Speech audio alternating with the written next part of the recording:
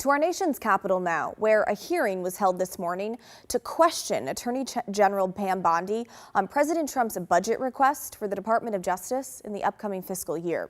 At least, that's what the hearing was meant to be about. Instead, the partisan divide in D.C. was on full display.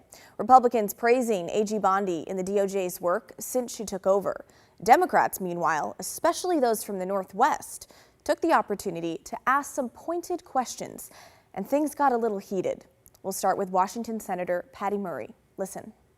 A former DOJ attorney filed a protected whistleblower complaint accusing Deputy AG Emil Bove and senior DOJ leadership of defying court orders, including through, quote, lack of candor, deliberate delay, and disinformation, unquote.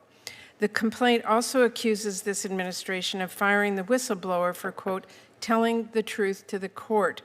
These allegations are deeply concerning. Now, I know you said that you can't discuss the case, but can you confirm that you agree that this administration should follow court orders?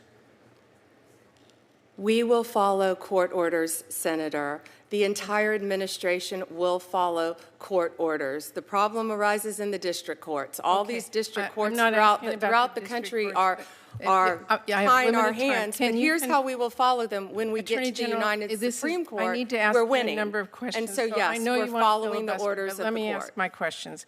Can you confirm you will not allow any conduct like what is alleged to continue at the DOJ?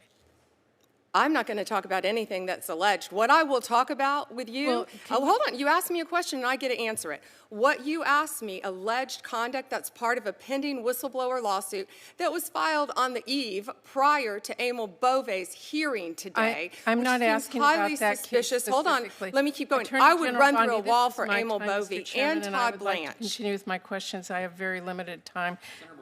Thank you.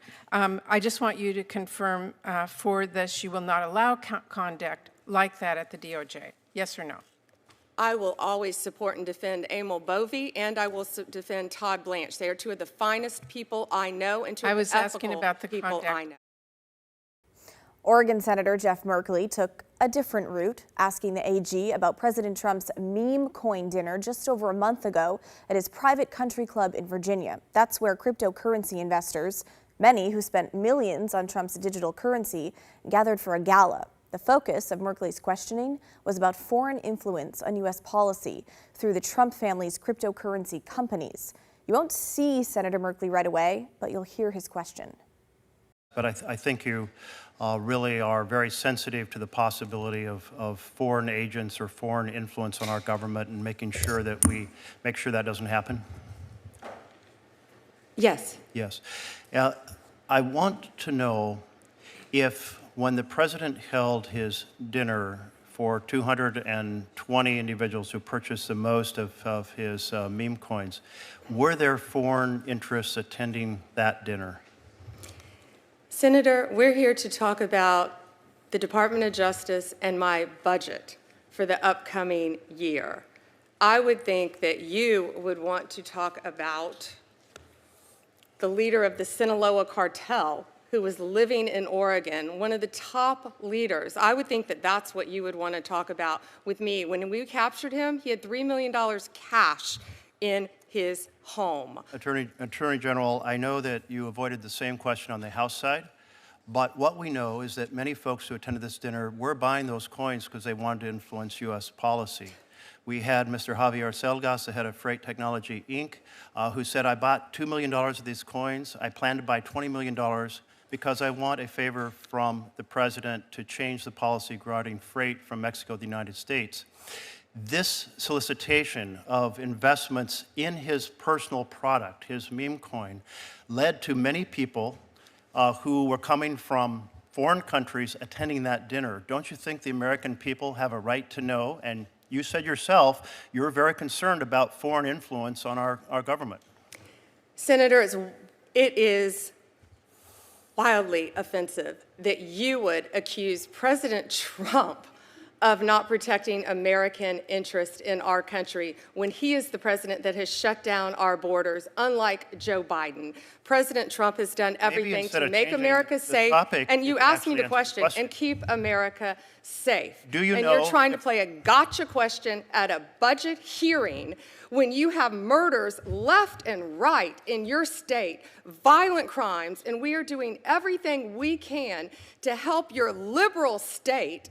Whether you're liberal or not, we're going to do everything we can to help the citizens of your state, and you're trying to avoid that because you're trying to play a gotcha question with the President of the United States, and it's not going to work. We're here to talk about our budget for public safety. I do believe that as the leader of the Department of Justice, you should be concerned about foreign influence. There was obviously a lot of foreign influence and individuals who said they were there for that reason. Well, it didn't stop there. The pair went back and forth several more times, basically having different arguments with each other. Senator Merkley on crypto and foreign influence, the AG bringing up several recent arrests of undocumented immigrants on federal drug and firearm charges in Oregon, which she said Merkley should be more focused on. Senator Merkley ended his time with this. The Attorney General certainly has made the point that she's very concerned about issues that I'm concerned about as well regarding the security of this country.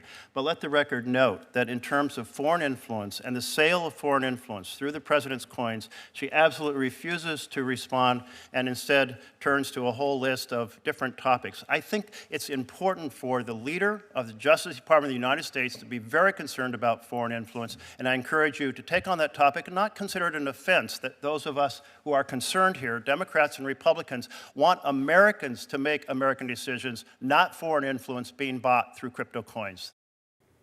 Okay, well, quite the drama unfolding there in D.C. How do you see it? The partisan divide in D.C. doesn't stop at the Cascades, that is for sure. Let us know what's going through your mind. Email the story at kgw.com or call and leave us a voicemail, 503-226-5090. Keep it there. We're back right after this.